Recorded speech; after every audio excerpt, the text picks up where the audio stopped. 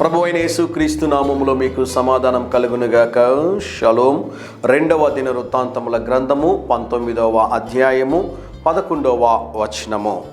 ధైర్యము వహించుడి, మేలు చేయుటకై యెహోవా మీతో కూడా ఉండును. దేవుని నామానికి స్తోత్రం కలుగునుగాక. ఈ ఉదయకాల సమయంలో దేవుడు శ్రేష్టమైన వాగ్దానాన్ని, మిమ్మల్ని బలపరిచేటటువంటి వాగ్దానాన్ని దేవుడు దయచేస్తున్నాడు. ఆగి ఒక చిన్న మాట అడగాలని ఆశపడుతున్నాను. నిన్నటి దినమున ఉదయకాల సమయంలో వాగ్దానాన్ని విన్నారా? నిన్నటి దిన వాగ్దానాన్ని వినిన తర్వాతే ఈరోజు వాగ్దానాన్ని వినవలసిందిగా దేవుని సేవకుడుగా మీకు మనవి చేస్తున్నాను. ఎందుకు అంటే నిన్న వాగ్దానానికి ఈరోజు వాగ్దానానికి దగ్గర సంబంధం ఉంది కనుక దయచేసి నిన్నటి వాగ్దానాన్ని మీరు వినకుండా ఉంటే దయచేసి వినాలని నేను మీకు మనవి చేస్తున్నాను. ధైర్యము వహించుడి. నిన్న వాక్యం గమనించినట్లయితే భయపడొద్దు. ఈరోజు వాగ్దానం ఏంటి అంటే ధైర్యము వహించుడి.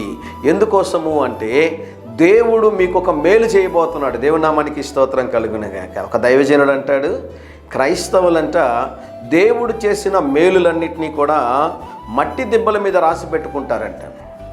అయితే వారి జీవితంలో జరిగినటువంటి కీడంతటిని కూడా పాలరాతి మీద రాసి పెట్టుకొని ఉంటారంట. క్రైస్తవులు వారి జీవితంలో జరిగినటువంటి కీడుని పాలరాతి మీద రాసుకుంటారంట. గమనించండి ప్రియులారా, దేవుడు చేసిన మేలుల్ని పాలరాతి మీద రాసుకోవాలి. మరి సాతాను కలుగజేసిన కీడులన్నింటినీ కూడా అసలు జ్ఞాపకమే ఉంచుకోకూడదని దేవుని సేవకుడిగా తెలియజేస్తా ఉన్నాను. ఈరోజు ప్రభు మీతో మాట్లాడుతున్నాడు, ధైర్యము తెచ్చుకునుడి. ఎందుకోసము అంటే దేవుడు మీకు తోడయ్యున్నాడు. ఎంత గొప్ప భాగ్యం అండి అది. దేవుడు మనకు తోడున్నాడు అంటే ఎన్ని బలమైన కార్యాలు దేవుడు చేస్తాడో తెలుసా? ఉదయకాల సమయంలో ప్రభు మిమ్మల్ని బలపరుస్తూ ధైర్యంగా ఉండండి, నేను మీకు తోడుగా ఉన్నాను. మరొక వాగ్దానం ఏంటి అంటే మీకు మేలు చేయబోతున్నాను. మేలు చేయుటలో నా దేవునికి మించిన వారి ప్రపంచంలో ఎవరూ లేరని ఈ ఉదయకాల సమయంలో తెలియజేస్తా ఉన్నాను. ధైర్యంగా ఈ దినాన్ని ఎదుర్కోండి.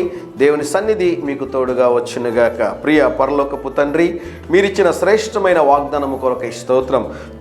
మా జీవితాల్లో మేలులు ఈ దినమే జరిగించమని యేసు నామములో ప్రార్థిస్తున్నాం తండ్రి. Amen, amen.